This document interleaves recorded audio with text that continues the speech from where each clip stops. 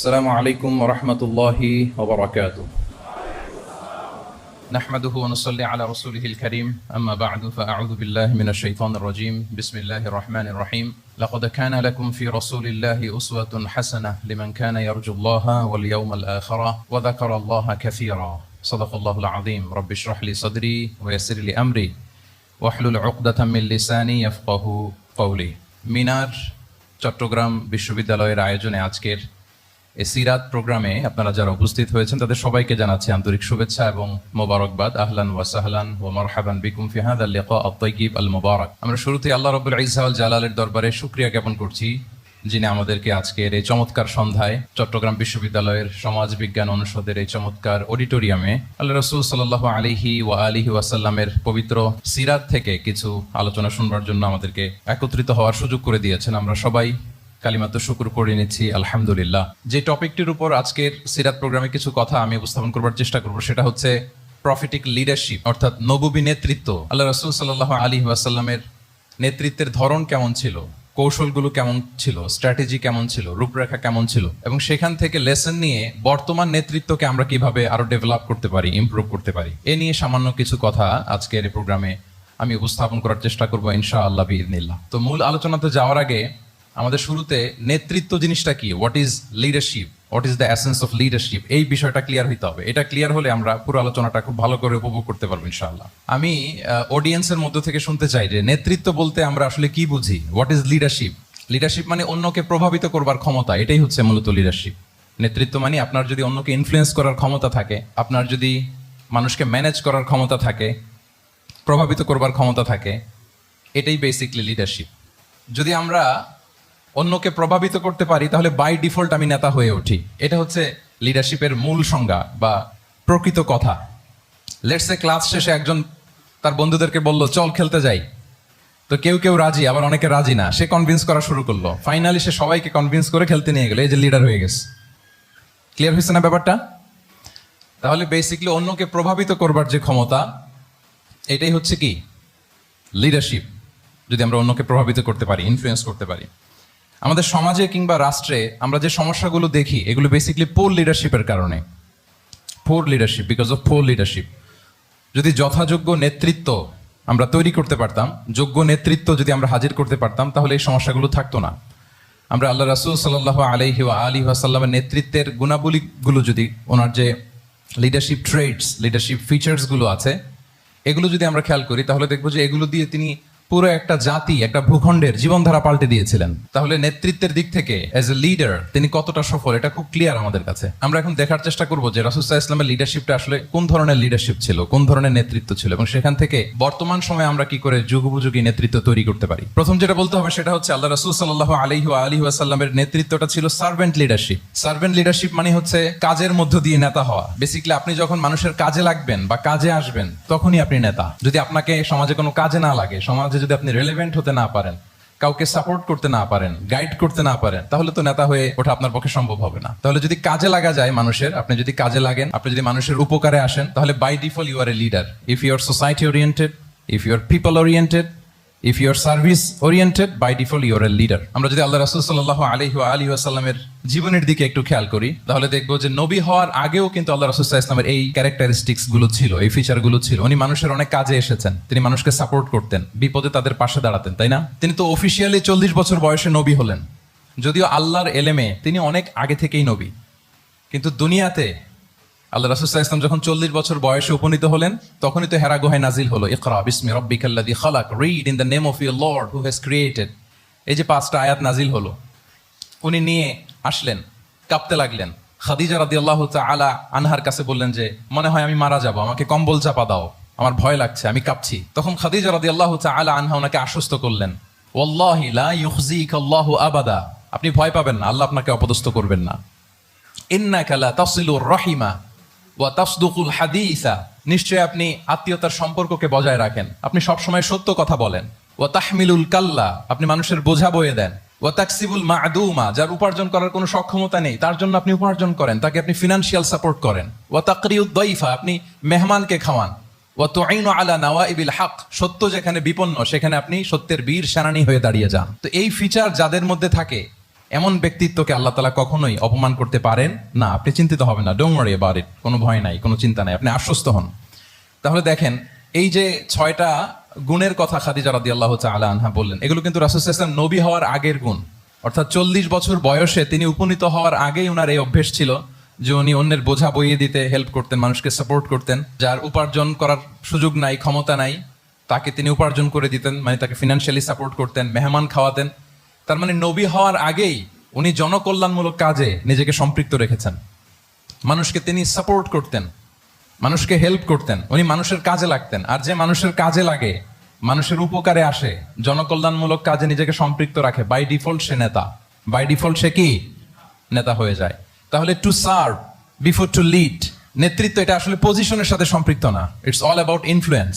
আপনার বাবা নেতা ছিল, আপনি ছেলে, তো আপনি নেতা, এটাকে নেতৃত্ব বলে না। আপনি যদি মানুষকে প্রভাবিত করবার ক্ষমতা হাসিল করেন, মানুষের কাজে আসেন, আপনাকে যদি সমাজে কাজে লাগে, আপনি মানুষকে সাপোর্ট করেন, তখন আপনি নেতা হয়ে ওঠেন।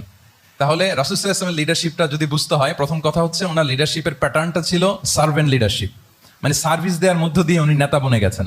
নবী হওয়ার আগেই উনার মধ্যে এই ট্রেড ছিল, উনি মানুষকে সার্ভিস দিতেন। আরবিতেও একটা কথা আছে, সাইয়্যিদুল কওমি খাদিমুহুম, মানে যিনি সমাজের নেতা তিনি হবে সমাজের সবচেয়ে বড় খাদেম। যিনি নেতা হবেন তিনি সমাজের সবচেয়ে বড় কি হবেন? খাদেম হবেন। আমি টোটাল 12টা পয়েন্ট আলোচনা করবার চেষ্টা করবো ইনশাআল্লাহ। প্রথম পয়েন্টটা হচ্ছে সার্ভেন্ট লিডারশিপ, মানে to serve before to lead. নেতা হওয়ার আগে খাদেম হইতে হবে। কি হইতে হবে? খাদেম হইতে পারলে আপনি বাই ডিফল্ট নেতা। তাহলে আল্লাহ রাসূল সাল্লাল্লাহু আলাইহি ওয়া আলিহি ওয়াসাল্লামের নেতৃত্বের প্রথম কথা হচ্ছে ওনার লিডারশিপ প্যাটার্নটা ছিল সার্ভেন্ট লিডারশিপ। এটা হচ্ছে নাম্বার 1। 2 নাম্বার কথা হচ্ছে নেতৃত্বের জন্য যেটা লাগে সেটা হচ্ছে কম্পিটেন্স। কিছু কম্পিটেন্স লাগে, এর মধ্যে অন্যতম কম্পিটেন্স হচ্ছে অ্যালোকুয়েন্স, বাগ্মিতা, বক্তব্যের পারঙ্গমতা, এটা লাগে। মানে যিনি নেতা হবেন তিনি কথা বলতে জানতে হবে, কথা বলতে পারতে হবে। এবার বলেন তো, আল্লাহ রাসূল সাল্লাল্লাহু আলাইহি ওয়াসাল্লামের এই কোয়ালিটিটা ছিল কি ছিল না? অসাধারণ কমিউনিকেশন স্কিল ছিল আল্লাহ রাসূল সাল্লাল্লাহু আলাইহি ওয়া আলিহি ওয়াসাল্লামের। এবং ওনার পাবলিক স্পিকিং এর যে কি দক্ষতা, আমরা ওনার বিভিন্ন বক্তব্যে, ওনার জুমার খুতবায়, ওনার বিভিন্ন আলোচনায়, বক্তব্যগুলো থেকে আমরা বুঝতে পারি। তাহলে নেতা হইতে হলে তার এলোকোয়েন্স লাগে, বাগ্মিতা লাগে। একজন মানুষ সর্বপ্রথম কোন জিনিসের প্রেমে পড়ে জানেন? কথার প্রেমে পড়ে। কিসের? কথার প্রেমে পড়ে। কথার ধরন, কণ্ঠস্বর, তার অ্যাটিটিউড, তার শব্দের জাদু, এটা মানুষের হৃদয়কে জয় করে ফেলে। আল্লাহ রাসূল সাল্লাল্লাহু আলাইহি ওয়া আলিহি ওয়াসাল্লাম তিনি নিজেও বলেছেন, ওয়া ইন্না মিনাল বায়ানি লা সিহরা, কিছু কিছু বক্তব্যের মধ্যে জাদু আছে। তো রাসূল সাল্লাল্লাহু আলাইহি ওয়াসাল্লামের এই এলোকোয়েন্স ছিল, এলোকোয়েন্স। তিনি বলতেন, উতিতু জাওয়ামিউল কালিম, আল্লাহ তাআলা আমাকে সর্বমর্ম বাচন ভঙ্গির অধিকারী করেছেন। মানে উনি যেটা বলতেন এটা ছিল very precise in wording but comprehensive in meaning. এটার যে দোতনা, এটার যে appeal to the heart of the people, to the heart of the listener, এটা অসাধারণ, মানুষের হৃদয়কে জয় করে ফেলতো। আল্লাহু আকবার। তাহলে নেতা হইতে হইলে তার কমিউনিকেশন স্কিল লাগবে। কি বলেন? লাগবে। এখন নেতা আসছে, উনি বক্তব্য করতে পারতেছে না, তাহলে কি নেতা হইতে পারবে? তাহলে পাবলিক স্পিকিং, কমিউনিকেশন স্কিল, এটা ইটস এ মাস্ট, এটা নেতার লাগবে। যেমনটি রাসূলুল্লাহ সাল্লাল্লাহু আলাইহি ওয়া আলিহি ওয়াসাল্লামের ছিল। উনি সর্বমর্ম বাচন ভঙ্গির অধিকারী ছিলেন। বলতেন কম, কিন্তু এটার অ্যাপিল ছিল অনেক বেশি, এটার ব্যাখ্যা হয়ে যেত অনেক। রাসূল সাল্লাল্লাহু আলাইহি ওয়াসাল্লামের সবচাইতে বড় ভাষণটি ছিল বিদায় হজের ভাষণ, খুব সম্ভবত। ওই ভাষণের টেক্সটগুলোকে যদি একসাথে করা হয়, আমার মনে হয় 10 মিনিটের বেশি লাগবে না ওই টেক্সটগুলো পড়তে। তার মানে সবচাইতে বড় যে ভাষণ ওনার, ওটা কত ছিল? 10 থেকে 12 মিনিটের ভাষণ ছিল। আমরা তো ঘন্টার পর ঘন্টা বক্তব্য করি, তারপরেও তো আমরা মানুষের মনকে খুশি করতে পারি না। উনি সেই যে 1400 বছর আগে 10 মিনিটের একটা ছোট্ট ভাষণ দিলেন, গোটা বিশ্ব আজও হাবুডুবু খায় ওই ভাষণের ভেতর, ঠিক কিনা বলেন? তাহলে উতিতু জাওয়ামিউল কালিম, আমি সর্বমর্ম বাচন ভঙ্গির অধিকারী। সুবহানাল্লাহ, ভেরি প্রিসাইজ এন্ড ক্লিয়ার। কতটা প্রিসাইজ এন্ড ক্লিয়ার ছিল রাসূল সাল্লাল্লাহু আলাইহি ওয়াসাল্লামের বক্তব্য?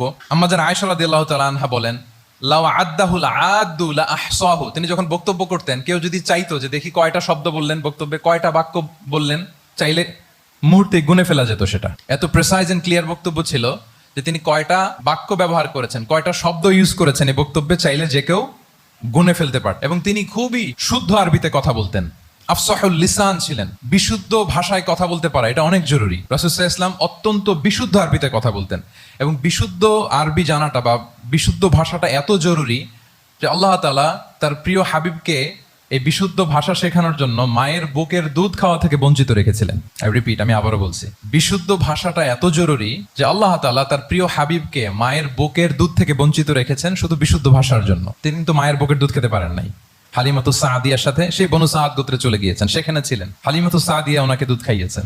এরপরে যখন মরুভূমির চমৎকার পরিবেশে একেবারে বিশুদ্ধ আরবি তিনি শিখেছেন, আবার শিশু মুহাম্মদ সাল্লাল্লাহু আলাইহি ওয়াসাল্লামকে তিনি তার মায়ের কাছে ফিরিয়ে দিয়েছেন। তাহলে চিন্তা করে দেখেন যে বিশুদ্ধ ভাষার জন্য মায়ের বুকের দুধকে স্যাক্রিফাইস করা হয়েছে। আল্লাহু আকবার। তাহলে আম্মা জান আয়েশা রাদিয়াল্লাহু তাআলা আনহা বলতেন, লাউ আদ্দাহুল আদ্দু লাহসাহু, চাইলে যে কেউ গুনতে পারতো যে তিনি প্রিয় নবীজি কয়টা বাক্য বললেন, কয়টা শব্দ, এত প্রিসাইজ এন্ড ক্লিয়ার ছিল। অন্য বর্ণনায় এসেছে কানা ইয়াতাকাল্লামু বিকালামিন বাইনাহু ফাসলুন, তিনি এমন ভাবে কথা বলতেন, কথার মাঝখানে মাঝখানে পজ দিতেন। কি দিতেন? পজ দিতেন, মানে একটু থামতেন যাতে করে শ্রোতারা বুঝতে পারে।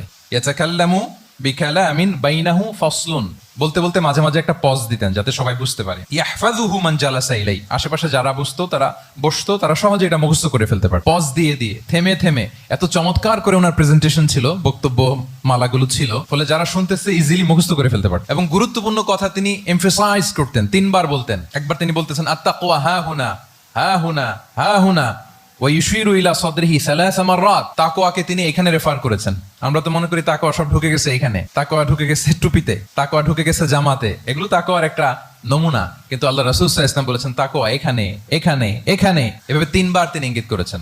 গুরুত্বপূর্ণ কথাকে তিনি এভাবে এমফাসাইজ করতেন। মাঝে মাঝে এমন আবেগঘন বক্তব্য উপস্থাপন করতেন, সাহাবারা অশ্রুসিক্ত হতো।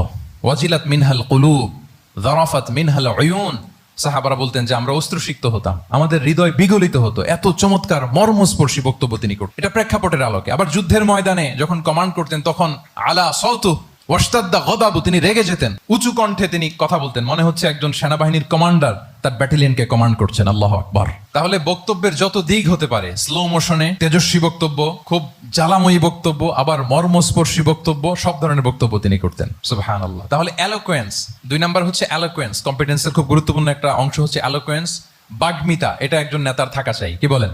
একজন নেতার এরকম বক্তব্য দিতে জানতে হবে না? আল্লাহ রাসূল সাল্লাল্লাহু আলাইহি ওয়াসাল্লাম তিনি ঠিক এইভাবে বক্তব্য করতেন। মাঝে মাঝে তিনি ইমোশনাল ইন্টেলিজেন্স ইউজ করতেন, মানে আবেগ অনুভূতিকে নাড়িয়ে দিয়ে শ্রোতাকে প্রভাবিত করে ফেলা। স্পিরিচুয়াল ইন্টেলিজেন্স বা ইমোশনাল ইন্টেলিজেন্স তিনি বক্তব্যের মধ্যে ব্যবহার করতেন। এমন ভাবে তিনি নসিহাত করতেন, এমন ভাবে কথা বলতেন, মানুষের আবেগ অনুভূতিকে তিনি নাড়িয়ে দিতেন। আল্লাহু আকবার। ছোট্ট একটা উদাহরণ এখানে আমি হাজির করি। আপনারা হুনাইনের যুদ্ধের কথা নিশ্চয়ই শুনেছেন। কত হিজরিতে হয়েছিল? 8ম হিজরি। তার মানে মক্কা বিজয়ের ইমিডিয়েট পরেই, কয়েক সপ্তাহ পরেই তো হুনাইনের যুদ্ধ হয়েছিল। তো এই হুনাইনের যুদ্ধে অনেক ওয়ার বুটিস মুসলমানদের করতলগত হয়েছিল, মানে অনেক গানিমাত, অনেক সম্পদ ওনারা যুদ্ধ শেষে যুদ্ধলব্ধ সম্পদ হিসেবে পেয়েছিলেন। 24,000 উট, প্রায় 40,000 ভেড়া, এত পরিমাণ গানিমত যখন রাসূল সাল্লাল্লাহু আলাইহি ওয়াসাল্লাম পেলেন, তিনি এগুলো বন্টন করতে শুরু করলেন। কিন্তু রাসূল সাল্লাল্লাহু আলাইহি ওয়াসাল্লাম তিনি বন্টন করতে যে আনসারী সাহাবীদেরকে, অর্থাৎ মদিনার যে সাহাবারা, তাদেরকে কিছুই দিলেন না, বরং তিনি মক্কার সাহাবাদেরকে দিলেন, অন্যান্য গোত্রের লোকদেরকে দিলেন, আশেপাশের সবাইকে দিলেন, কিন্তু দিলেন না কাদেরকে? আনসারী সাহাবীদেরকে। ফলে এত বিশাল ওয়ার বুটিস, এর মধ্যে থেকে কিছুই আনসারীরা পেল না। ওনাদের মধ্যে ক্ষোভের জন্ম নিল। ক্ষোভ থেকে ওনারা সমালোচনা করতে আরম্ভ করলেন আল্লাহ রাসূল সাল্লাল্লাহু আলাইহি ওয়াসাল্লামের। এবং সমালোচনা করতে করতে এটা এমন পর্যায়ে চলে গেল, এক পর্যায়ে তারা বলতে আরম্ভ করলো যে আমরা ওনার জন্য জান দিলাম, জীবন দিলাম, আজকে উনি এত সম্পদ পেয়ে সব নিজ এলাকার লোকদের মাঝে বন্টন করে দিল, এটা কি ঠিক করলো উনি? আল্লাহর নবীকে ক্ষমা করুক। মানে কেমন যেন রাসূল একটা ভুল করে ফেলছেন, রাসূল সাল্লাল্লাহু আলাইহি ওয়াসাল্লাম ওনাদেরকে দিতে বাধ্য ছিলেন, এটা যেহেতু দেন নাই, আল্লাহ তার রাসূলকে ক্ষমা করুক, এরকম একটা কথা তারা বলে ফেললেন। এটা তো অনেক বড় কথা। আল্লাহ রাসূল সাল্লাল্লাহু আলাইহি ওয়াসাল্লাম যখন এই কথা শুনলেন, তখন তিনি আনসারী সাহাবীদেরকে জড়ো করে একটা গেট টুগেদার করে এমন ইমোশনালি ওনাদেরকে কাবু করলেন, ইমোশনাল ইন্টেলিজেন্স ইউজ করলেন। এখানে তারা এসেছিল ক্ষোভ নিয়ে, অসন্তোষ নিয়ে, পরে সবাই কান্না করে রাসূল সাল্লাল্লাহু আলাইহি ওয়াসাল্লামের কাছে ক্ষমা চেয়ে সেই মজলিস থেকে উঠতে বাধ্য হয়েছে। তিনি সবাইকে ডেকে বললেন, ইয়া মা'আশারাল আনসার আলাম আতিকুম দুল্লালান ফাহাদাকুমুল্লাহ ওয়া আলাতান ফাআগনাকুমুল্লাহ ওয়া আ'দাআন ফাআল্লাফাল্লাহু বাইনা কুলুবিকুম। চমৎকার চমৎকার এক্সপ্রেশন যে ওহে আনসাররা, আমি কি তোমাদেরকে পথভ্রষ্ট পাইনি, পথহারা পাইনি? আমার ওসিলায় তোমরা হেদায়েতের দেখা পেয়েছো। আমি কি তোমাদেরকে নিঃস্ব পাইনি? আমার ওসিলায় তোমরা সমৃদ্ধ হয়েছো, সম্পদশালী হয়েছো। আমি কি তোমাদেরকে যুদ্ধরত অবস্থায় পাইনি? আউস খাজরাজ তোমরা তো ফাইট করতেছিলে ইচ আদার।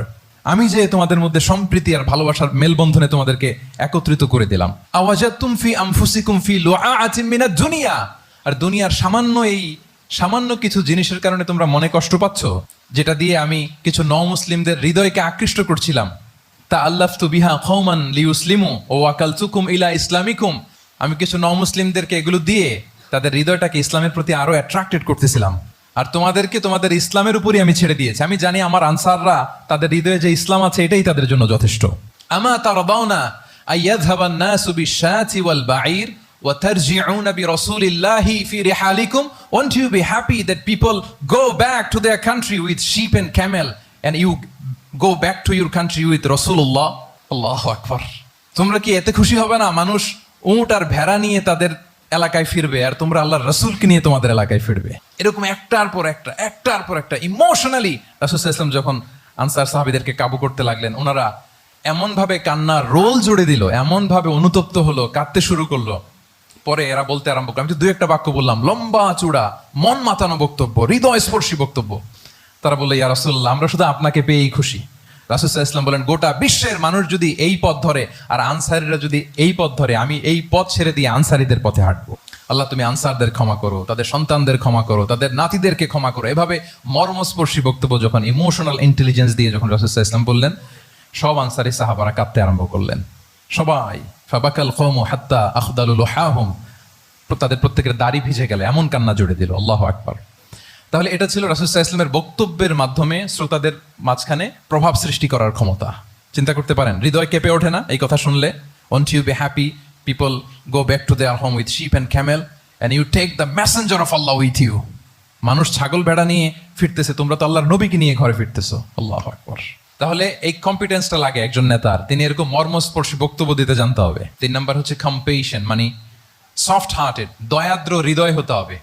আপনি মানুষের দুঃখ যদি আপনাকে কাঁদায় তবেই আপনি নেতা। আমরা আল্লাহ রাসূল সাল্লাল্লাহু আলাইহি ওয়াসাল্লামের দিকে যদি তাকাই, ওনার তো একটা উপাধি হচ্ছে রাহমাতাল লিল আলামিন। আল্লাহ রাসূল সাল্লাল্লাহু আলাইহি ওয়াসাল্লামের উপাধি কি? ওমা আরসালনাকা ইল্লা রাহমাতাল লিল আলামিন, we have not sent you but as mercy for all the worlds. নবী হে, আপনাকে সবার জন্য আমি মার্সি করে পাঠিয়েছি, রাহমা করে পাঠিয়েছি। আপনি সবার জন্য রহমত, মানুষের জন্য, ম্যানকাইন্ড, জিনকাইন্ড, অ্যানিমালস, সবার জন্য আপনি রাহমা। রাসূল সাল্লাল্লাহু আলাইহি ওয়াসাল্লাম কতটা দয়াদ্র ছিল। আল্লাহ তাআলা অন্য আয়াতে বলছেন, ফাবিমা রাহমাতিন মিনাল্লাহি লিনতা লাহুম ওয়ালাউ কুনতা ফাযযান গালিযাল কলবি লানফাদ্দু মিন হাওলিক। নবী হে, লিনতা লাহুম, সবার জন্য আপনি সফট হার্টেড হয়েছেন আল্লাহর অনুগ্রহে। যদি আপনি সফট হার্টেড না হয়ে আপনি যদি কঠোর হৃদয়ের অধিকারী হতেন, তাহলে এখন লোকেরা যেমনি আপনাকে ঘিরে রাখে, আপনার চারিপাশে সবাই ঘিরে রাখতো না।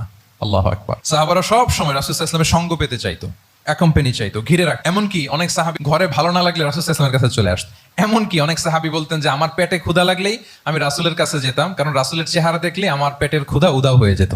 ফাবিমা রাহমাতিন মিনাল্লাহি লিনতা লাহুম। নবী হে, আল্লাহর অনুগ্রহে আপনি কোমলভাষী হয়েছেন। কোমল হৃদয়ের হওয়া, সফট হার্টেড হওয়া, দয়াদ্র চিত্তের হওয়া, এটা অন্যতম একটা লিডারশিপ ট্রেট। এত দয়াদ্র ছিলেন, আল্লাহ তাআলা বলছেন, ফালাআল্লাকা বাখিউন নাফসাকা আলা আসারিহিম ইল্লাম ইউমিনু বিহাযাল হাদীসি আসাফা। রাসূল সাল্লাল্লাহু আলাইহি ওয়াসাল্লাম বারবার মক্কার কুরাইশদের কাছে যেত, বারবার কাফিরদের কাছে যেত, যেন তারা ঈমান আনে, যেন তারা খারাপ রাস্তা ছেড়ে দিয়ে ভালো রাস্তায় আসে। বারবার চিন্তা করতো যে ইস, কেন তারা লা ইলাহা পড়ে না, কেন তারা সত্যের পথে ফিরে আসে না। হায়রে, একটুর জন্য তো তারা সামান্য আমার কথাটা শুনলেই তো বেঁচে যেত, ইস একটু আমার কথা মানলেই তো জাহান্নাম থেকে বেঁচে যেত। এরকম অস্থির হয়ে তাদের পেছনে ছুটতেন। আল্লাহ তাআলা বলেছেন, নবী হে, আপনি ওদের পেছনে ছুটতে ছুটতে আপনি তো নিজেকেই শেষ করে দিবেন। বাখিউন নাফসাক, আপনি তো নিজের দিকে খেয়াল করছেন না, নিজের শরীরের দিকে খেয়াল করছেন না, নিজের স্বাস্থ্যের দিকে, সময়ের দিকে। আপনি পাগল পাড়া হয়ে তাদেরকে বাঁচানোর জন্য ছুটছেন।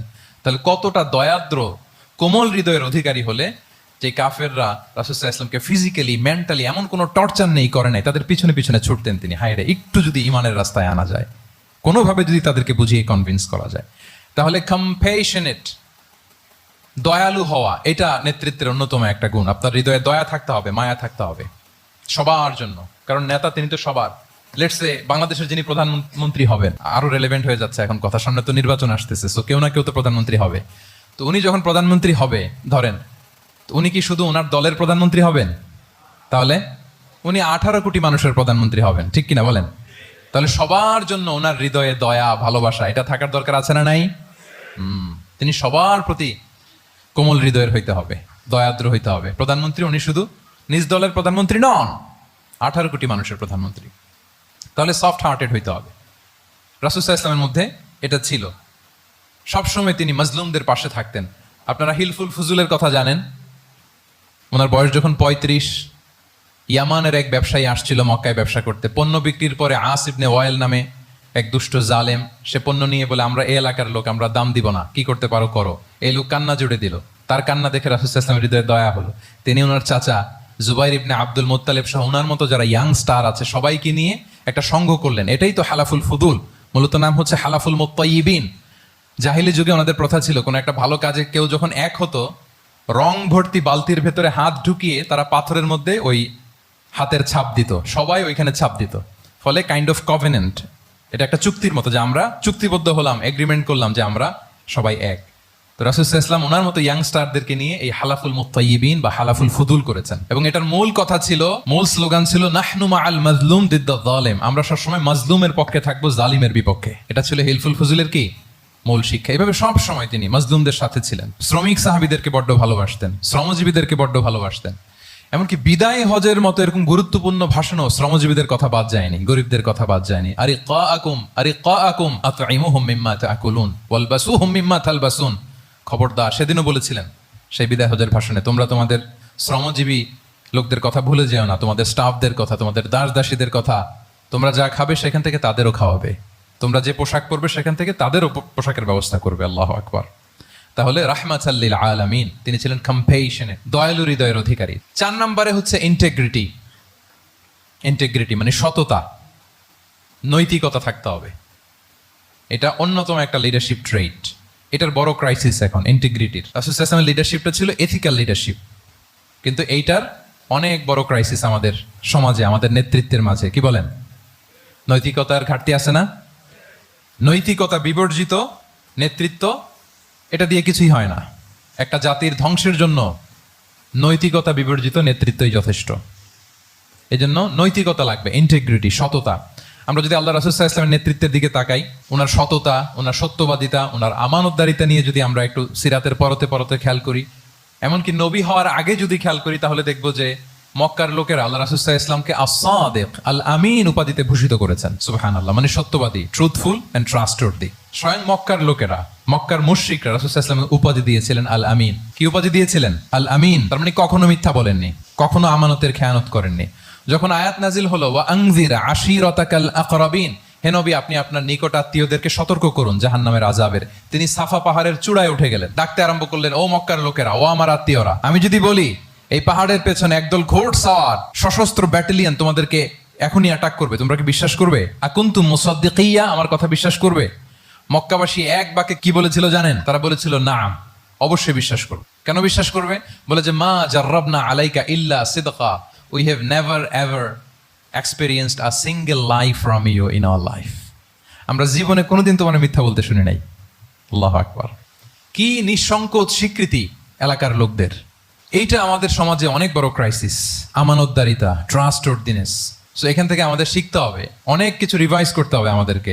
এই যে নতুন বাংলাদেশের চমৎকার সময় এসেছে, আর 54 বছরও হয়তো আমরা এই সুযোগ পাবো না। এজন্য আমাদেরকে শিখতে হবে রাসূল সাল্লাল্লাহু আলাইহি ওয়াসাল্লামের যে ইন্টিগ্রিটি, ওনার যে ট্রাস্টওয়ার্দিনেস, এই আমানতদারিতা থেকে আমাদেরকে শিখতে হবে। তাহলে নেতাকে আস্থার জায়গা তৈরি করে নিতে হয়। রাসূল সাল্লাল্লাহু আলাইহি ওয়াসাল্লাম এটা ধীরে ধীরে তৈরি করেছেন। আপনারা জানেন যে উনি নবুয়তের আগে পার্টনারশিপে বিজনেস করতেন খাদিজা রাদিয়াল্লাহু তাআলা আনহার সাথে, মানে খাদিজা রাদিয়াল্লাহু তাআলা আনহার ইনভেস্টমেন্ট আর উনি শ্রম দিতেন। তো উনি সিরিয়াতে গিয়েছেন পণ্য নিয়ে, মালামাল নিয়ে।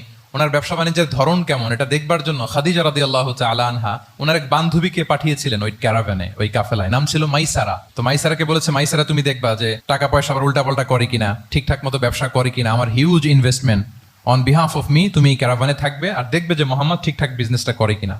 আল্লাহু আকবার। মাইসারা এই সফর শেষে এসে খাদিজা রাদিয়াল্লাহু তাআলা আনহার কাছে এমন পজিটিভ রিভিউ দিয়েছে, এই রিভিউ শুনেই খাদিজা রাদিয়াল্লাহু তাআলা আনহা বিষ্ণু ইসলামকে বিয়ে করার জন্য রাজি হয়ে গেছেন। আলহামদুলিল্লাহ। মাইসারা এসে রিভিউ দিতে লাগলো যে মোহাম্মদ সে সবার চেয়ে আলাদা সাল্লাল্লাহু আলাইহি ওয়াসাল্লাম। তার ওঠা বসা, তার চলন বলন, তার কথন, তার ডিলিংস, তার লেনদেন সব আলাদা, অসাধারণ তিনি। মাইসারার রিভিউ শুনে আল্লাহু আকবার, খাদিজা রাদিয়াল্লাহু তাআলা আনহা তিনি অবাক হয়ে গেলেন এবং তিনি বিয়ের প্রস্তাব পাঠালেন। রাসূল সাল্লাল্লাহু আলাইহি ওয়াসাল্লামের এই আমানতদারিতায় মুগ্ধ হয়ে কি করলেন? বিয়ের প্রস্তাব পাঠালেন। তাহলে কি পরিমাণে ট্রাস্টওয়ার্দিনেস ওনার ছিল। আরো মজার ব্যাপার হচ্ছে, মক্কার কুরাইশরা, মক্কার লোকেরা রাসূল সাল্লাল্লাহু আলাইহি ওয়াসাল্লামের কাছে এসে আমানতের সম্পদ গচ্ছিত রাখতো। আবু জাহেলের কাছে রাখতো না, উতবা, শাইবা, ওয়ালিদ ইবনে মুগিরা কারো কাছে রাখতো না। খেয়াল করে দেখেন, দল করে আবু জাহেলের, দল করে কার, কিন্তু আমানত রাখে কার বাসায়? কি অবাক করা কাণ্ড না? কর্মী হচ্ছে আবু জাহেলের, কিন্তু আমানতের সম্পদ রাখে কার কাছে? মুহাম্মদ সাল্লাল্লাহু আলাইহি ওয়াসাল্লামের বাসায়। রাসূল সাল্লাল্লাহু আলাইহি ওয়াসাল্লাম যেদিন হিজরত করবেন, উনি সাইয়েদনা আলী রাদিয়াল্লাহু তাআলা আনহুকে অ্যাসাইন করে গিয়েছেন যে আলী তুমি থাকো, তুমি কয়েকদিন পরে মদিনায় হিজরতে যাবা, আমার কাছে যত আমানতের সম্পদ আছে এগুলো তুমি আগে বিলি করে তারপরে যাবে। রাসূল সাল্লাল্লাহু আবু বকর রাদিয়াল্লাহু তাআলা আনহুকে নিয়ে চলে গেলেন।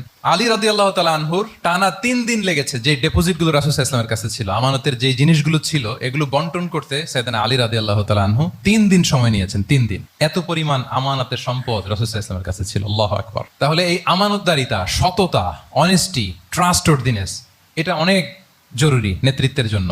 নেতা হতে চাইলে তাকে আমানতদার হইতে হবে। যদি একজন ট্রু লিডার কেউ হতে চায় তার মধ্যে আমানতদারিতা চাই। কি চাই? আমানতদার। তাহলে ইন্টিগ্রিটি। 5 নম্বরে হচ্ছে গুড ইন্টারাকশন উইথ ফলোয়ার্স। নেতার তার ফলোয়ারের সাথে কি লাগবে? ভালো ইন্টারাকশন লাগবে, সুন্দর একটা সম্পর্ক লাগবে, ভালো বোঝাপড়া চাই। একজন ভালো নেতৃত্বের বৈশিষ্ট্য হচ্ছে নেতা তার ফলোয়ারের সাথে কি করবে? ইন্টারেক্ট করবে। এখানেই বস আর লিডারের মধ্যে পার্থক্য। বস কি করে? অর্ডার করে শুধু। বসের কাজ হচ্ছে এই ডুজ এন্ড ডোন্টস বলে দেয়, এইটা করা যাবে, ওইটা করা যাবে, মানে অর্ডার করে, ডিরেক্ট করে। কিন্তু লিডার কি করে? গাইড করে, মেন্টরিং করে, ইন্সপায়ার করে, মোটিভেট করে।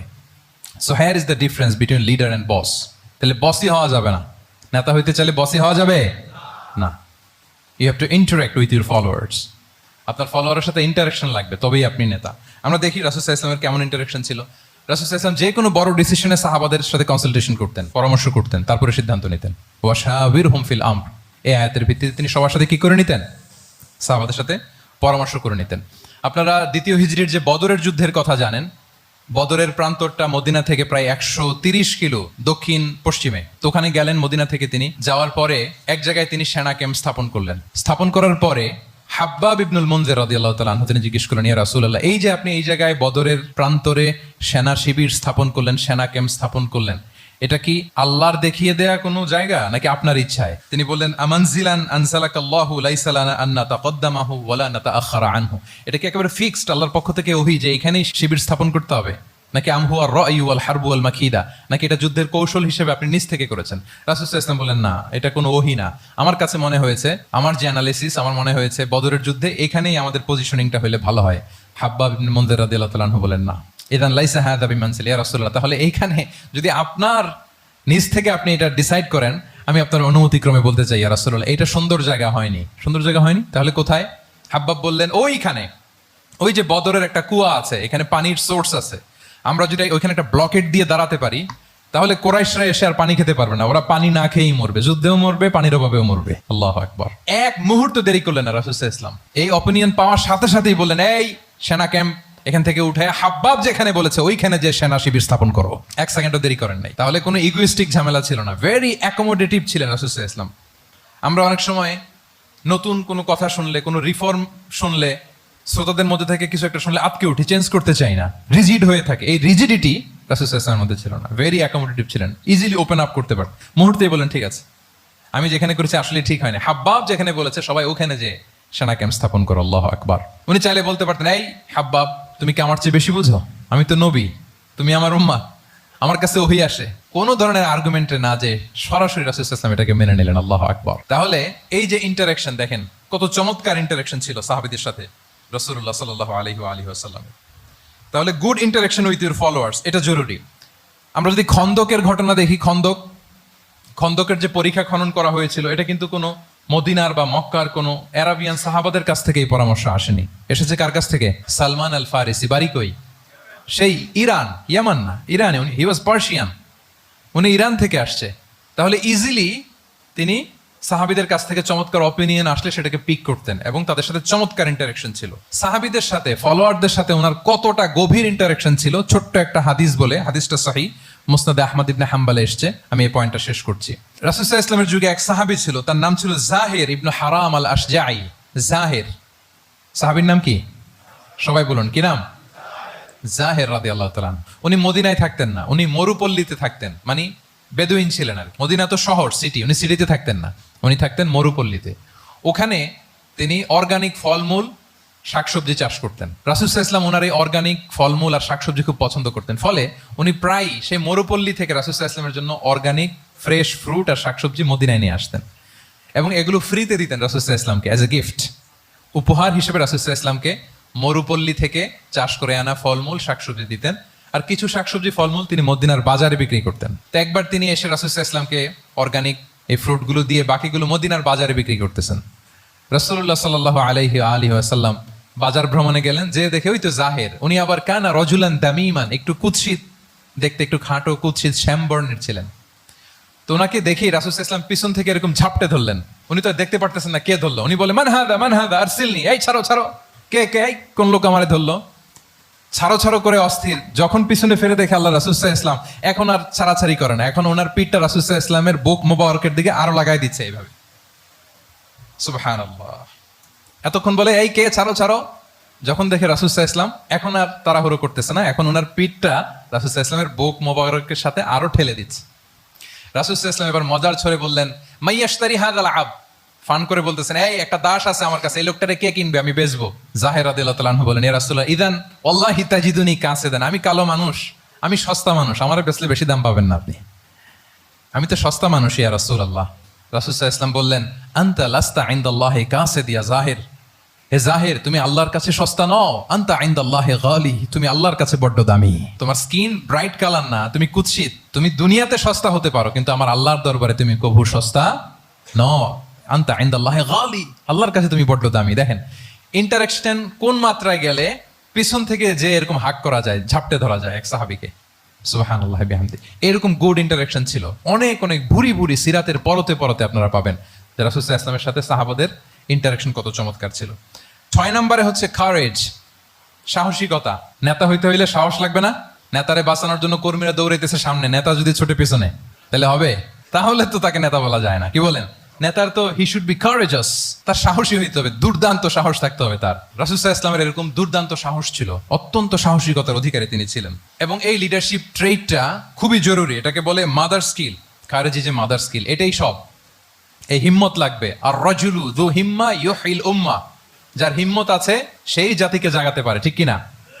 এই যে আমাদের কাছে তো উদাহরণ একেবারে হাতের কাছেই, এই যে 5 আগস্টে, এই যে জুলাই আপরাইজিং, যদি কারেজ না থাকতো আমাদের তরুণদের, আমাদের জেনজিদের, তাহলে এই পরিবর্তন কি আমরা দেখতে পেতাম না। আমি গল্প শুনছিলাম যে এই চট্টগ্রাম বিশ্ববিদ্যালয় থেকে 2 জন শহীদ হয়েছে, আল্লাহ তাদের কবরগুলোকে তুমি জান্নাতে টুকরা বানিয়ে দাও। এই যে আমাদের তরুণরা তাজা রক্ত দিয়ে একটা চেঞ্জ এনেছে, পরিবর্তন, এটা তো কারেজ, তাদের সাহসিকতার বহিঃপ্রকাশ, ঠিক কিনা? এটা লাগবে। কেউ যদি লিড দিতে চায়, লিডার হতে চায়, তার এটা লাগবে, মাস্ট। রাসূল সাল্লাল্লাহু আলাইহি ওয়াসাল্লাম অত্যন্ত সাহসী ছিলেন। দুই একটা উদাহরণ আমরা সিরাত থেকে দেখি। একবার মদিনাতে রাত্রিবেলা বিকট একটা আওয়াজ হলো, বিকট এত আওয়াজ, সবাই ঘুম থেকে জেগে গেল। ঘুম থেকে জেগে সবাই হতভম্ব, কিরে এত আওয়াজ তো মদিনাতে কখনো শুনি না। ঘটনা কি? কেউ ঘোড়া নিয়ে, কেউ উট নিয়ে, কেউ খচ্চর নিয়ে, কেউ এমনি খালি পায়ে ছুটতে আরম্ভ করলো আওয়াজের দিকে, দেখি যাই কোথায় কি হলো। সবাই ছুটতে ছুটতে মাঝপথে যেয়ে দেখে রাসূল সাল্লাল্লাহু আলাইহি ওয়াসাল্লাম আওয়াজ কোথায় হয়েছে, কোত্থেকে হয়েছে দেখে ফিরে আসতেছে, আর বলতেছে লান তুরাউ, ডোন্ট ওয়ারি, আরে ভয় নাই ভয় নাই, দেখে আসছি আমি, আল্লাহু আকবার, ভয় নাই, আমি দেখে আসছি, এভরিথিং ইজ ফাইন দেয়ার, সব ঠিক আছে, যাও ফিরো ফিরো মদিনায় ফিরো। সবাই ভয় পেয়ে ঘোড়া টোরা ও ঠাকিয়ে ছুটতে আরম্ভ করছে। অনেক দূর যাওয়ার পরে দেখে রাসূল সাল্লাল্লাহু আলাইহি ওয়াসাল্লাম আবু তালহা রাদিয়াল্লাহু তাআলা আনহুর একটা খুবই ক্ষিপ্ত ঘোড়া নিয়ে উনি দেখে ভিজিট করে ফিরে আসতেছেন। সুবহানাল্লাহ। তাহলে বিপদ ঘটলে নেতা থাকতে হবে কই? সামনে না পেছনে? আমাদের নেতারা থাকে কই? নাকি পেছনেও খুঁজে পাওয়া যায় না? It's a big crisis. নেতা থাকবে কোথায়? Front liner. Leader should be front liner. উনি তো লিড দিবে, নেতৃত্ব দিবে। এখন ওনারা যদি খুঁজে পাওয়া না যায়, তাহলে থাকবে কিছু না। এই যে শিখতে হবে আমাদের, যেমনটা রাসূল সাল্লাল্লাহু আলাইহি ওয়াসাল্লাম করলেন। বিকট আওয়াজ, উনি আগে চলে গেছে, কাউকে না বলে দেখে টেকে চলে আসতেছে। আল্লাহু আকবার। হুনাইনের যুদ্ধে এক পর্যায়ে মুসলমানরা পর্যদুস্ত হয়ে যাচ্ছিল, আপনারা অনেকে জানেন। To make the long story short, পুরো ঘটনাটা আমি আনবো না।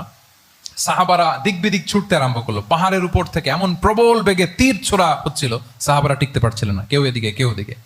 রাসূল সাল্লাল্লাহু আলাইহি ওয়াসাল্লাম এই তীর তলোয়ারকে উপেক্ষা করে সামনে যেয়ে দাঁড়ালেন ঢালের মতো, আর বললেন আনা নবিয়্যু লা কাযিব, আনা ইবনু আব্দুল মুত্তালিব। এই সাহাবারা, আনা নবিয়্যু লা কাযিব, আমি সত্য নবী, আমার দিকে ফেরো, I am the grandson of Abdul Muttalib, আমি দাঁড়িয়ে আছি, ফেরো। রাসূল সাল্লাল্লাহু আলাইহি ওয়াসাল্লামের যখন এই সাহসী স্টেটমেন্ট তারা পেলেন, আবার আল্লাহু আকবার ধ্বনি নিয়ে সাহাবারা সামনের দিকে এগিয়ে গেছেন। এই যে আগালেন, আর পিছু ফিরলেন না, হুনাইন জয় করেই ছাড়লেন। আল্লাহু আকবার। তাহলে ইতিহাসের পরতে পরতে, সিরাতের পরতে পরতে আমরা দেখবো যে রাসূল সাল্লাল্লাহু আলাইহি ওয়াসাল্লাম হি ওয়াজ এ হাইলি কারেজাস, অনেক সাহসী একজন ব্যক্তিত্ব ছিলেন, অত্যন্ত সাহসী পুরুষ ছিলেন। তাহলে নেতা হইতে হইলে তার কি লাগবে? সাহসিকতা লাগবে, তার তো লিড দিতে হবে ফ্রন্ট লাইন থেকে। এবং কাপুরুষতা, ভীরুতা, এটা থেকে রাসূল সাল্লাল্লাহু আলাইহি ওয়াসাল্লাম পানাহ চেয়েছেন। আল্লাহুম্মা ইন্নী আউযু বিকা মিনাল হাম্মি ওয়াল হাযান ওয়া আউযু বিকা মিনাল আজজি ওয়াল কাসাল ওয়া আউযু বিকা মিনাল জুবনি ওয়াল বুখল। জুবন মানে কি? ভীরুতা, কাপুরুষতা। হে আল্লাহ, আমি ভীরুতা থেকে, কাপুরুষতা থেকে পানাহ চাই। আমরা যেন কাপুরুষ না হই, আমরা যেন ভীরু না হই, আমরা যেন সত্যের বীর সেনানী হয়ে আবু সাঈদের মতো এরকম দুই হাত প্রসারিত করে দাঁড়াতে পারি, ঠিক কিনা? এই যে কারেজাস আবু সাঈদ, হ্যাঁ, is the icon of courage of Bangladesh, কি বলেন? এই যে বুক টান টান করে যে হাত দুইটা প্রসারিত করে দাঁড়ালো, আল্লাহু আকবার। গোটা বিশ্ব এখন তাকে আইকনিক ফিগার হিসেবে মেনে নিস, কি বলেন? গোটা বিশ্ব তাকে চিনছে, তার জন্য দোয়া করছে। তাহলে courage it's an essential leadership trade, এটা লাগবে প্রিয় ভাইয়েরা। আল্লাহ তাআলা এই কারেজ, এই সৎ সাহস দিয়ে আমাদেরকে ধন্য করুক। 7 নম্বরে হচ্ছে কনফ্লিক্ট রিজলভিং এবিলিটি। বিরোধ নিষ্পত্তি করার মতো যোগ্যতা থাকতে হবে নেতার। অর্থাৎ নেতা হইতে হবে এমন যে বিরোধকে নিষ্পত্তি করে দিতে পারে, মিটমাট করে দিতে পারে, ঝগড়া লাগলে মিটাই দিতে পারে। এটা গুরুত্বপূর্ণ কোয়ালিটি না নেতার জন্য, কি বলেন? রাসূল সাল্লাল্লাহু আলাইহি ওয়াসাল্লামের কিন্তু এটা ছিল, বিরোধ নিষ্পত্তি করা। রাসূল সাল্লাল্লাহু আলাইহি ওয়াসাল্লাম মক্কা থেকে মদিনায় যে 1 ঘন্টায় বছরের পর বছর চলে আসা যুদ্ধ, they use to fight each other, Aus and Khazraj, 1 ঘন্টায় যুদ্ধ থামাই দিয়েছেন। আল্লাহু আকবার। He was a very good mediator and arbitrator. রাসূল সাল্লাল্লাহু আলাইহি ওয়াসাল্লাম অত্যন্ত ভালো মধ্যস্থতাকারী ছিলেন, ভালো মধ্যস্থতাকারী তিনি ছিলেন। তিনি থামিয়ে দিতে পারতেন, বিরোধকে থামাতে পারতেন। আপনারা জানেন যে মক্কা একবার সম্ভবত অগ্নিকাণ্ডের কারণে কাবা ঘর জ্বলে গিয়েছিল, ধ্বংস হয়েছিল, কিছু অংশ নষ্ট হয়ে গিয়েছিল। কাবাকে রিনোভেট করা হয়েছিল, ফলে কাবার একটা কর্নারে যে ব্ল্যাক স্টোন কর্নার, রুকনুল হাজারিল আসওয়াদ, হাজরে আসওয়াদ পাথরকে সরিয়ে রাখা হয়েছিল। এখন কাবা যখন পুনর্নির্মাণ শেষ, ওই হাজরে আসওয়াদ পাথরকে আবার তার জায়গায় রাখা হবে। কিন্তু কে রাখবে? সবাই রাখতে চায়, সব দলের নেতারা বলে আমরা রাখবো। এক দলের নেতা বলে যে আমি রাখবো, এটা অনেক very prestigious and dignified issue, এই প্রেস্টিজ আমরা কাউকে নিতে দিব না। আরেক দলের নেতা বলে না, আমাদের পাওয়ার বেশি, আমরা রাখবো। আরেক দলের নেতা বলে যে না, এটা আমাদেরই। আরেকজন বলে রক্তের গঙ্গা বইয়ে দিব মক্কায়, কিন্তু এই সম্মান হাতছাড়া হতে দেব না। এখন জাতীয় চার নেতা গেছে চারদিকে, সমাধান তো নাই। পাথর কয়টা? পাথর তো মাত্র একটা। ইন দ্য মিন টাইম রাসূল সাল্লাল্লাহু আলাইহি ওয়াসাল্লাম আসলেন। রাসূল সাল্লাল্লাহু আলাইহি ওয়াসাল্লামকে দেখেই সবাই হ্যাপি, সবাই বলে যা আমিনুন রাদিনা বি, এই তো আলামিন আসছে, ওই ফয়সালা করবে। আল্লাহ রাসূল সাল্লাল্লাহু আলাইহি ওয়াসাল্লাম বললেন কি হয়েছে? এই ঘটনা। জাতীয় চার নেতা বলে এই পাথর নিয়ে তারা নিজেরা রাখবে, কাউকে দিবেন। রাসূল সাল্লাল্লাহু আলাইহি ওয়াসাল্লাম বললেন ঠিক আছে, একটা চাদর নিয়ে আসো। চাদর নিয়ে আসা হলো। এবার জাতীয় চার নেতা চাদরের 4 কর্নার ধরে দাঁড়ালো। রাসূল সাল্লাল্লাহু আলাইহি ওয়াসাল্লাম নিজ হাতে হাজরে আসওয়াদ তুলে চাদরের মাঝখানে রাখলেন। এবার চার নেতাকে বললেন আসো তোমরা আমার সাথে। তারা আগাতে লাগলো। কাবা ঘরের সামনে যখন আসলো, রাসূল সাল্লাল্লাহু আলাইহি ওয়াসাল্লাম নিজ হাতে, ওনার বরকতময় হাতে আবার হাজরে আসওয়াদ ধরে ঠিক জায়গা মতো রেখে দিলেন। এতক্ষণ কিন্তু চার নেতা কি বলছে? কাউরে ধরতে দিব না, কাউকে। কিন্তু এখন চাদরের কোনা ধরেই happy. This is called conflict resolving ability. একজন নেতার এরকম কনফ্লিক্ট, সমাজে যখন এই ধরনের বিরোধ তৈরি হয়, ঝামেলা তৈরি হয়, মারামারির মতো পরিস্থিতি তৈরি হয়, সংঘাতের মতো একটা সিচুয়েশন হয়, নেতা এটাকে রিজলভ করার ক্যাপাসিটি, এবিলিটি তার থাকতে হবে। আল্লাহ রাসূল সাল্লাল্লাহু আলাইহি ওয়াসাল্লামকে আল্লাহ তাআলা এটা দিয়েছিলেন। আল্লাহু আকবার। শুধু বড় বড় জিনিস না, ছোট ছোট জিনিসও করতে হয়। লেটস সে নিজ দলের নেতা কর্মীদের মধ্যে মারামারি, নিজ দেশের ভেতরে মারামারি, দেশের সাথে প্রতিবেশী দেশের বিরোধ, রিজিওনাল সুপার পাওয়ার হলে আশেপাশের অনেকগুলো দেশের মধ্যে বিরোধ, আপনাকে নেতা হয়ে এগুলো মিটমাট করে দিতে হবে। সুপার পাওয়ার যদি হয়ে যান, গোটা বিশ্বের যেখানে ঝামেলা লাগে, দেখেন না বড় বড় মোড়লরা কি করে? ওই কাতারে বসে বসে ওই আফগানিস্তান, তারপর ওই ইসরায়েল, কাতার মিলাই দিচ্ছে, দেখেন না এগুলো নিউজে আপনারা? This is called conflict resolving ability. কনফ্লিক্টকে রিজলভ করতে জানতে হয়।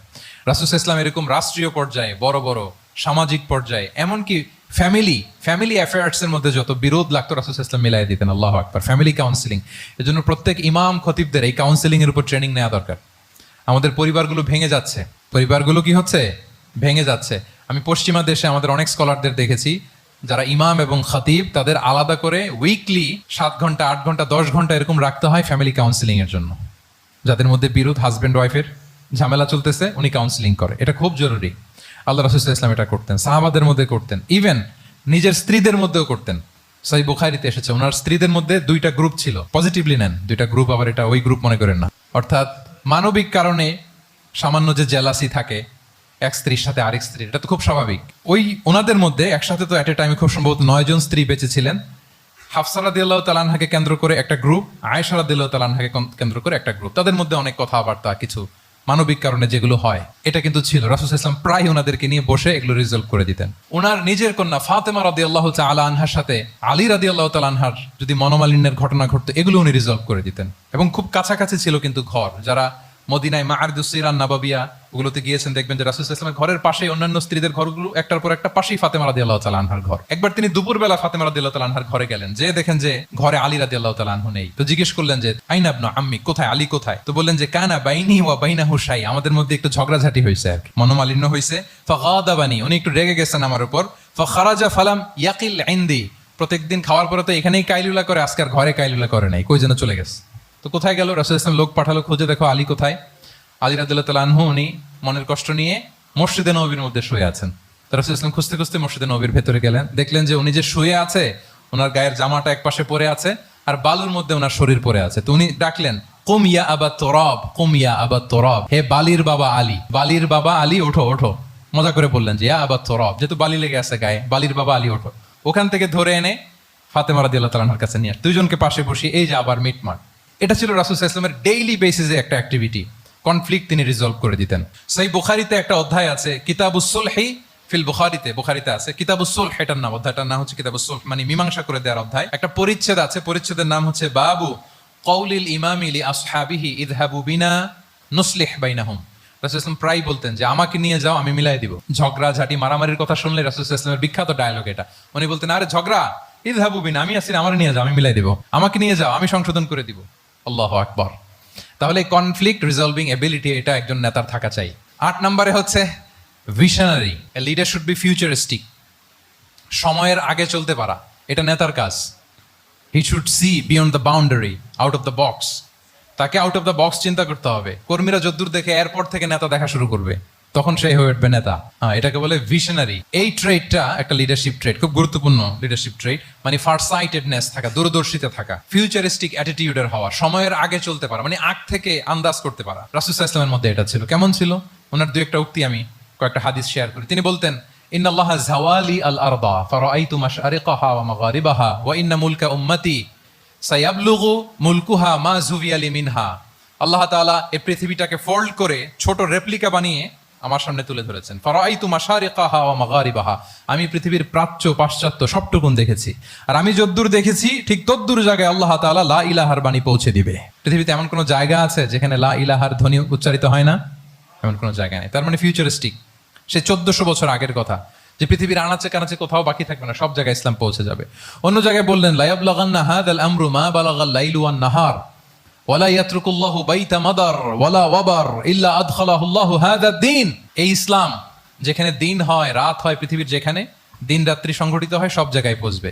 এমন কোনো কাঁচা ঘর, পাকা ঘর, কোনো জঙ্গল, কোনো পাহাড়, কোনো ভূখণ্ড, এই পৃথিবীতে কোনো এমন কোনো জনপদ থাকবে না যেখানে ইসলামের বাণী পৌঁছবে না। সব জায়গায় পৌঁছে যাবে। আল্লাহু আকবার। তাহলে এটা হচ্ছে ফিউচারিস্টিক অ্যাটিটিউডের ব্যক্তিত্ব হওয়ার কারণে তিনি এমনটি বলেছেন। আগাম বুঝে ফেলতেন। আপনারা হুদাইবিয়ার সন্ধির কথা জানেন না? হুদাইবিয়ার ট্রিটির কথা শুনেছেন না? 1400 সাহাবা গিয়েছিলেন ওমরা করতে, ওরা ওমরা করতে দিবে না, সন্ধি করো। তো কি সন্ধি? বলে যে রাসূলুল্লাহ লেখা যাবে না, মুহাম্মদ রাসূলুল্লাহ, নো রাসূলুল্লাহ, রাসূলুল্লাহ কাটো। সাহাবীরা বলে আমরা কাটতে পারবো না। রাসূল সাল্লাল্লাহু আলাইহি ওয়াসাল্লাম বললেন না না, কেটে ফেলো। কাটা হলো। এই বছর ওমরা করতে পারবো না, সাহাবারা বলে আমরা মানি না। রাসূল সাল্লাল্লাহু আলাইহি ওয়াসাল্লাম বললেন এটাও মেনে নাও। আগামী বছর আসবা ওমরা করতে, থাকতে পারবা মাত্র 3 দিন। কয়দিন? সাহাবীরা বলে অসম্ভব, এটা আমাদের ভূখণ্ড, আমরা যতদিন মনে চায় থাকবো। রাসূল সাল্লাল্লাহু আলাইহি ওয়াসাল্লাম বললেন না না, বাদশাহ না, মেনে নাও। মক্কা থেকে কোনো লোক মদিনায় গেলে আমাদেরকে মক্কায় ফেরত দিতে হবে, কিন্তু মদিনা থেকে কেউ মক্কায় আসলে আমরা ফেরত দেব না। দেখছেন ক্লজগুলো? দেখছেন একটার পর একটা সবগুলো কাফিরদের পক্ষে যায়। কোন সাহাবা রাজি হচ্ছেন না, কিন্তু আল্লাহ রাসূল সাল্লাল্লাহু আলাইহি ওয়াসাল্লাম কি বলেন? মেনে নাও, রাজি। কারণ সাহাবারা তো অতটুক দেখতে পারতেছে না। বলেন 3 তালা উপর থেকে, 3 তালা ভবন থেকে একজন মানুষ যদ্দূর দেখে, 30 তালা ভবনের উপর থেকে কি ওইরকমই দেখে? পানোরামিক ভিউ দেখে, সে অনেক বড় করে দেখে। আর 3 তালা উপর থেকেই সামান্য কিছু দেখে। রাসূল সাল্লাল্লাহু আলাইহি ওয়াসাল্লাম অনেক দূর দেখতে পাচ্ছিলেন। তিনি চিন্তা করলেন কিছু বছর যদি আমাদের মধ্যে দাঙ্গা হাঙ্গামা যুদ্ধ বন্ধ থাকে, আমরা গ্লোবালি ইসলামকে ছড়াই দিতে পারবো। শান্তভাবে মদিনাতে একটা স্ট্রং ইসলামিক কমিউনিটি আমরা তৈরি করতে পারবো। আল্লাহু আকবার। এবং তিনি দেখতে পাচ্ছিলেন ইন্না ফাতাহনা লাকা ফাতহাম মুবিনা, এই হুদাইবিয়ার এই চুক্তি, যেটা আদতে অ্যাপারেন্টলি মনে হচ্ছে সব আমাদের বিপক্ষে যায়, আসলে এইটাই আমাদেরকে ভূমি ধস জয় এনে দিবে। আল্লাহু আকবার। এবং সেটাই হয়েছে। 9 নাম্বার হচ্ছে রেজিলিয়েন্স। এটা একটা চমৎকার লিডারশিপ ট্রেট। রেজিলিয়েন্স মানে সংকট কাটিয়ে ঘুরে দাঁড়াবার সামর্থ্য, মানে যাকে কেউ থামাতে পারে না। আনস্টপেবল, আনস্টপেবল, কোনো কিছু তাকে থামাতে পারে না। লেগে থাকার মানসিকতা, টিকে থাকার মানসিকতা, সহজে হার না মানা, আবার ঘুরে দাঁড়ানো, এটার বলে রেজিলিয়েন্স। এই ক্যাপাসিটি, এই কোয়ালিটি রাসূল সাল্লাল্লাহু আলাইহি ওয়াসাল্লামের মধ্যে ছিল। হি ওয়াজ আনস্টপেবল, হ্যাভিং আনবিলিভেবল সাবর। কোনো কিছু রাসূল সাল্লাল্লাহু আলাইহি ওয়াসাল্লামকে থামাতে পারে নাই। পেরেছে? বলেন, পেরেছে কেউ থামাতে? ছোটবেলা থেকে স্ট্রাগল করে, একটার পর একটা স্ট্রাগল ফেস করে বড় হয়েছেন। জন্মের আগেই তো ওনার পিতাকে আল্লাহ তাআলা উঠিয়ে নিলেন। তার মানে বাবাকে নিজ চোখে এই দুনিয়াতে আমাদের প্রিয় নবীজি দেখে যান নাই। আল্লাহ রাসূল সাল্লাল্লাহু আলাইহি ওয়াসাল্লাম ওনার বাবাকে, পিতাকে দেখছেন? দেখেন নাই।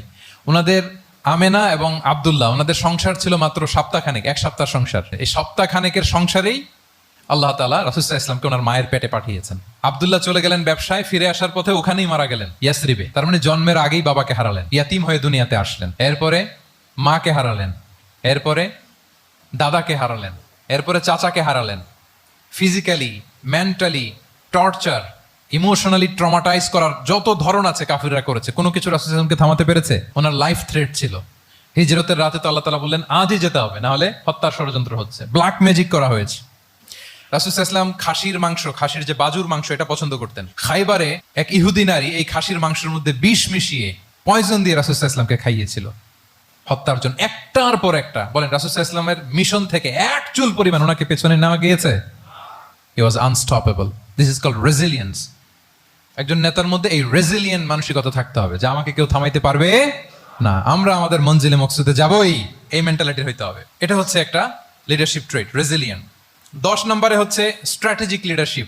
নেতার কৌশলী হতে হয়। তার যে লক্ষ্য, মিশন, ভিশন, এটা সে সুকৌশলে আদায় করে নেবে। শুধু স্ট্র্যাটেজি নিয়ে, রাসূল সাল্লাল্লাহু আলাইহি ওয়াসাল্লামের স্ট্র্যাটেজি নিয়ে সুদীর্ঘ আলোচনা হতে পারে। আমি দুই একটা স্ট্র্যাটেজির কথা বলি, দুই একটা ওয়ার স্ট্র্যাটেজি। যুদ্ধের ময়দানে উনি কি স্ট্র্যাটেজি অবলম্বন করতেন দেখেন। উনি যুদ্ধের ডিস্ট্রাকশনকে, ক্যাজুয়ালিটি মিনিমাইজ করবার জন্য ওনার নির্দেশনা থাকতো, খবরদার কোনো নারীর গায়ে হাত তুলো না যুদ্ধের ময়দানে, শিশুর গায়ে হাত তুলো না, কোনো পাদ্রীর গায়ে হাত তুলো না, উপাসনারত যে সন্ন্যাসীরা আছে তাদের গায়ে হাত তুলো না, ওই এলাকার গবাদি পশুগুলোকে মেরো না, গাছপালা ধ্বংস করো না, যারা তোমাদের বিরুদ্ধে তলোয়ার ধরেনি তাদেরকে অ্যাটাক করো না। আল্লাহু আকবার, হোয়াট এ স্ট্র্যাটেজি! এবং যুদ্ধ চলাকালীন সময়ে সব সৈনিককে উনি এক জায়গায় মোতায়েন করতেন না, 5 ভাগে ভাগ করে নিতেন। ডান পাশে মাইমানা, বাম পাশে মাইসারা, সামনে হচ্ছে মুকাদ্দিমাতুল জাইশ, মাঝখানে কালব, পেছনে খালফ। এইভাবে 5টা ব্যাটালিয়নে ভাগ করে তারপরে তিনি যুদ্ধ পরিচালনা করতেন। What a war strategy! বদরের যুদ্ধে যখন পৌঁছলেন মদিনা থেকে 130 কিলোমিটার দূরে, দূরে আফসা দেখা যায়, মরিচিকার মধ্যে দেখা যায় ওই যে মুশরিকরা ওখানে আসছে, কিন্তু তারা কতজন এটা তো বোঝা যায় না। তো কিছু ছেলে এই মরুভূমিতে থাকে, ওদেরকে পানি সরবরাহ করে। এদেরকে রাসূল সাল্লাল্লাহু আলাইহি ওয়াসাল্লাম জিজ্ঞেস করলেন যে কুরাইশরা যে আসছে তারা সংখ্যায় কত? এটা না জানলে তো উনি ওনার ওয়ার স্ট্র্যাটেজি ঠিক করতে পারবেন না, যুদ্ধের কৌশল। তো এরা বলে নাহনু লা নাদরি, আমরা জানি না কত। এখন এটা কিভাবে তিনি বের করবেন? সংখ্যায় তারা কত এটা তো আমাকে ফাইন্ড আউট করতে হবে। রাসূল সাল্লাল্লাহু আলাইহি ওয়াসাল্লাম বলেন যে ওরা কি খায়? বলে যে প্রতিদিন ওট জবাই করে খায়। তো রাসূল সাল্লাল্লাহু আলাইহি ওয়াসাল্লাম বলেন যে প্রতিদিন কয়টা ওট লাগে? বলে যে ইয়াউমান তিসআন ওই ইয়াউমান আশরান। 2 দিন হয়েছে আসছে, তো প্রথম দিন দেখলাম 9টা জবাই করছে, আজকে দেখছি 10টা জবাই করছে। রাসূল সাল্লাল্লাহু আলাইহি ওয়াসাল্লাম বললেন ইদান আল কওমু মা বাইনা আত-900 ওয়াল আলফ। তাহলে ওরা 900 থেকে 1000 এর মধ্যে। সুবহানাল্লাহ। এবার বলেন বদরের যুদ্ধে কুরাইশদের সংখ্যা ছিল কত? আল্লাহু আকবার, হোয়াট এ ওয়ার স্ট্র্যাটেজি! নমুনা দেখে বুঝে ফেলছেন কতজন তারা। এইভাবে রাসূল সাল্লাল্লাহু আলাইহি ওয়াসাল্লাম ওনার স্ট্র্যাটেজি নির্ধারণ করতেন। লোকেশন শেয়ার করতেন না। সুবহানাল্লাহ। কোথায় যাবেন বলতেন না, চলো চলো বলে ছুটতেছেন। কোথায় যাবেন উনি জানেন। অ্যাটাক করবেন এইদিকে, ডান দিকে। অ্যাটাক করবেন কোন দিকে? কিন্তু মদিনা থেকে বের হতেন বাম দিক দিয়ে। অ্যাটাক করবেন উত্তরে, মদিনা থেকে বের হতেন কোন দিক দিয়ে? দক্ষিণ দিক দিয়ে।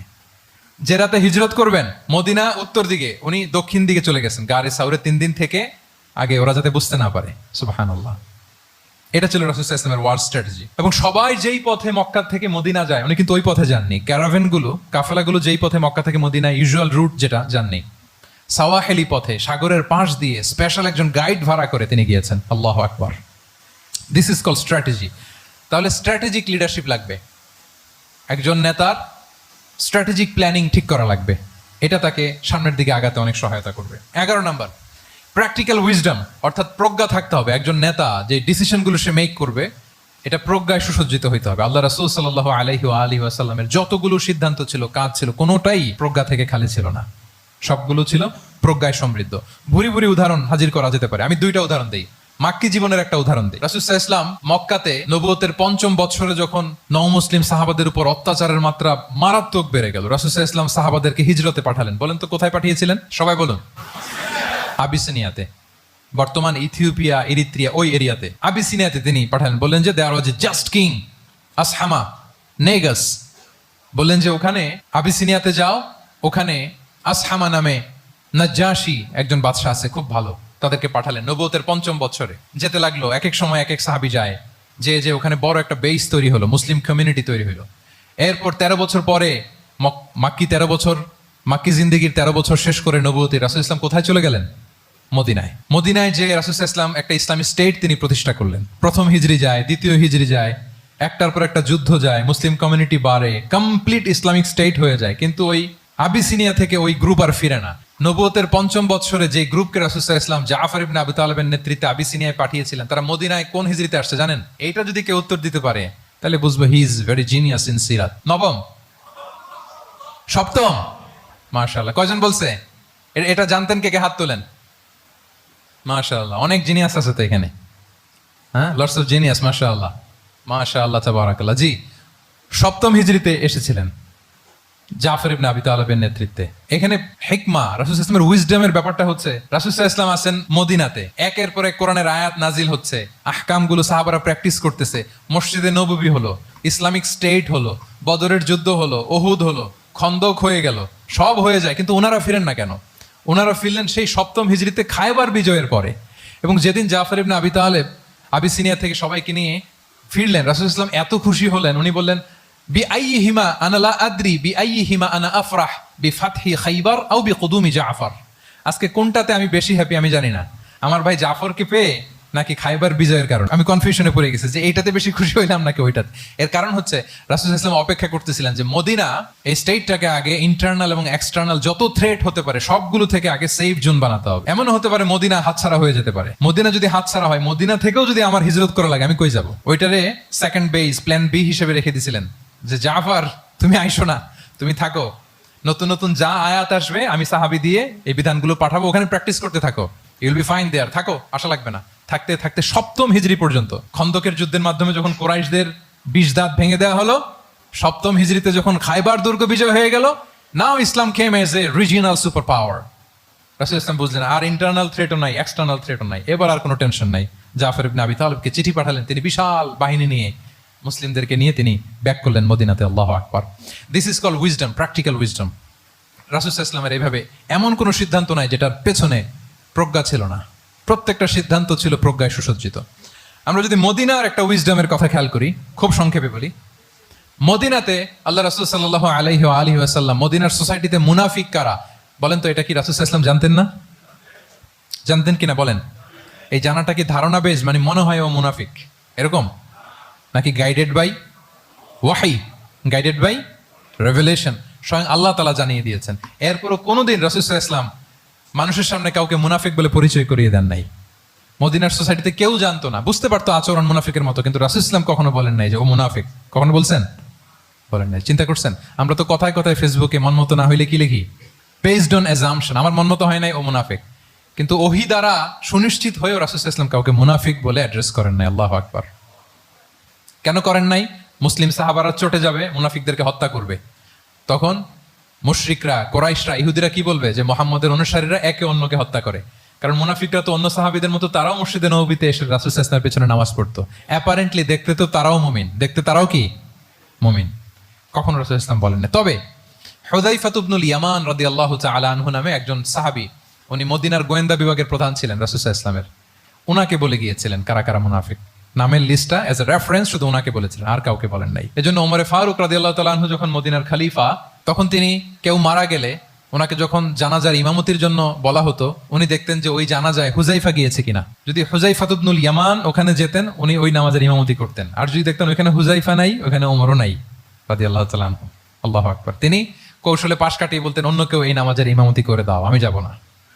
আল্লাহু আকবার। তাহলে রাসূল সাল্লাল্লাহু আলাইহি ওয়াসাল্লামের উইজডম দেখেন, তিনি কমিউনিটির মধ্যে ইউনিটি ধরে রাখার জন্য কখনো মুনাফিকদের নাম বাই নেম তাদেরকে চিনতেন, কখনো ডিসক্লোজ করেন নাই। আল্লাহু আকবার। This is called wisdom. 12 number হচ্ছে, লাস্ট পয়েন্ট হচ্ছে succession management. A good leader produces a good leader, a true leader produces a true leader. একজন ভালো নেতা সে ভালো নেতা তৈরি করে, কি বলেন? একজন যোগ্য নেতা আরো যোগ্য উত্তরসূরি তৈরি করে, ঠিক কিনা বলেন? আমি শুধু নেতা, নেতৃত্বের সব গুণ আমার মধ্যে খালি হাবুডুবু খায়, আমি কাউরে নেতা বানাইতে পারলাম না, তো আমি চলে যাওয়ার পরে আমার দল চালাবে কে? আমার দেশ চালাবে কে? এই উম্মাহকে নেতৃত্ব দিবে কে? রাসূল সাল্লাল্লাহু আলাইহি ওয়াসাল্লাম নিজে যেমনি অনুসরণীয় নেতা ছিলেন, অনুকরণীয় নেতৃত্ব দিয়েছেন, তিনি এরকম নেতৃত্ব তৈরিও করে গিয়েছেন। ঠিক কিনা বলেন? আল খোলাফা আর রাশিদিন আল মাহদিন, তাদের কথা যদি খেয়াল করেন, আবু বকর রাদিয়াল্লাহু তাআলা আনহুর ব্যাপারে তো ওনার প্রচ্ছন্ন কিছু ইঙ্গিতও ছিল। ওনার অবর্তমানে নামাজ পড়িয়েছে কে মসজিদে নববীতে? আবু বকর রাদিয়াল্লাহু তাআলা আনহু। ওনার হজ পালনের আগে হজের জন্য পাঠিয়েছিলেন কাকে? নবম হিজরিতে আবু বকর রাদিয়াল্লাহু তাআলা। এগুলো ছিল প্রচ্ছন্ন ইঙ্গিত। এবং সাকিফায়ে বনু সাঈদাতে ওমরে ফারুক বললেন যে আপনাকেই আমরা নেতা মানি, সবাই এক বাক্যে মেনে নিল। আজও ওই জায়গাটা মসজিদে নববীর এক পাশে সাকিফায়ে বনু সাঈদার বড় সাইনবোর্ড আছে, ওখানে বিকেলবেলা আনসারী সাহাবারা বসে গল্প করতেন। ওই জায়গাতে আবু বকর রাদিয়াল্লাহু তাআলা আনহুর খলিফা নির্বাচনের ব্যাপারটা ঘটেছিল। উনি ওসিয়ত করে গিয়েছিলেন ওমরে ফারুক রাদিয়াল্লাহু তাআলা আনহু খলিফা হবেন। ওমরে ফারুককে যখন অ্যাসাসিনেশন করা হলো, উনি একটা প্যানেল করে দিয়ে গেলেন। সেখান থেকে ওসমান রাদিয়াল্লাহু তাআলা আনহু হলেন। ওসমান রাদিয়াল্লাহু তাআলা আনহুর হত্যা পরবর্তী উদ্ভূত পরিস্থিতিতে আলী রাদিয়াল্লাহু তাআলা আনহু হলেন। একজনের চেয়ে আরেকজন শ্রেষ্ঠ, একজনের চাইতে আরেকজনের মানাকে অসাধারণ অসাধারণ। এই যে নেতৃত্ব রাসূল সাল্লাল্লাহু আলাইহি ওয়াসাল্লাম এটা জীবদ্দশায় তৈরি করেছেন। যার যেখানে ক্যাপাসিটি দেখেছেন তাকে ওই দিকে উদ্বুদ্ধ করেছেন। যার মধ্যে যুদ্ধের ব্যাপারে জ্ঞান দেখেছেন তাকে যুদ্ধের সেনাপতি বানিয়েছেন। Khalid bin Walid, chief of the Muslim military, মুসলিম বাহিনীর সেনাপ্রধান ছিলেন কে? খালিদ বিন ওয়ালিদ। ওনার দিয়ে কখনো কবিতা লিখতে পাঠাইছেন রাসূল সাল্লাল্লাহু আলাইহি ওয়াসাল্লাম, কিন্তু হাসান বিন সাবিতকে দিয়ে কি করছেন? শুধু কি কবিতা লেখানো, ওনার মিম্বরের পাশে মসজিদে নববীতে আরেকটা মিম্বর বানাই দিয়েছেন, স্টেজ, যে তুমি এখানে দাঁড়িয়ে এমন জ্বালাময়ী কবিতা লিখবে যেন গুজবাম হয় মুসলমানদের, জেহাদের ময়দানের জন্য ঝাঁপিয়ে পড়ে। তাহলে খালিদ বিন ওয়ালিদকে দিয়ে এক কাজ করিয়েছেন, হাসান বিন সাবিতকে দিয়ে আরেক কাজ করিয়েছেন। মুআয ইবনে জাবাল রাদিয়াল্লাহু তাআলা আনহু প্রশাসনিক কার্যক্রম ভালো বুঝতেন। মদিনা রাষ্ট্রের সবচাইতে বড় সিনিয়র আমলা ছিলেন মুআয ইবনে জাবাল, ইয়ামানের গভর্নর করে পাঠিয়েছেন। ওনার এটাতে যোগ্যতা ছিল। যার যেখানে তিনি প্রতিভা দেখেছেন ইসলামের কল্যাণে রাসূল সাল্লাল্লাহু আলাইহি ওয়াসাল্লাম ওই প্রতিভাগুলোকে কাজে লাগিয়েছেন। এইভাবে ওনার সাকসেশন ম্যানেজমেন্ট উনি গড়ে তুলেছেন।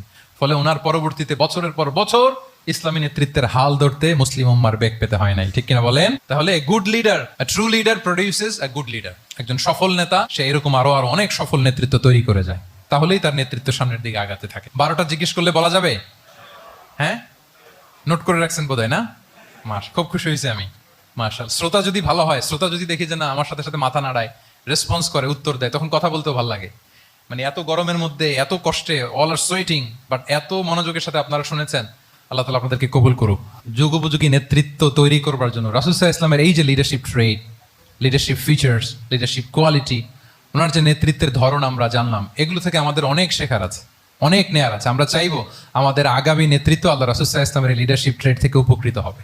তারা এগুলো স্টাডি করবে, এখান থেকে তারা তাদের নিজেদের নেতৃত্বকে সাজাবে। আল্লাহ তাআলা আমাদের সবাইকে কথাগুলো বোঝা আর আমল করার তৌফিক দান করুন। আমি আবারও মিনার চট্টগ্রাম বিশ্ববিদ্যালয়কে অন্তরের অন্তঃস্থল থেকে শুভেচ্ছা জানাই এরকম চমৎকার প্রোগ্রামের আয়োজন করবার জন্য। ইউনিভার্সিটি অথরিটিকে আমি শুভেচ্ছা জানাই এবং আমার মাথার তাজ সম্মানিত শিক্ষক মণ্ডলীকে শুভেচ্ছা জানাই এবং প্রিয় শিক্ষার্থী বন্ধুদেরকে আবারও প্রাণঢাল অভিনন্দন জানিয়ে রাসূল সাল্লাল্লাহু আলাইহি ওয়াসাল্লামের নেতৃত্বের উপর প্রফিটিক লিডারশিপ টপিকে এই আলোচনা আমি এখানেই শেষ করছি। হাদা মা ইনদি ওয়াল ইলমু ইনদাল্লাহি আলাইহি তাওয়াক্কালতু ওয়া ইলাইহি উনীব। ওয়াসসালামু আলাইকুম ওয়া রাহমাতুল্লাহ।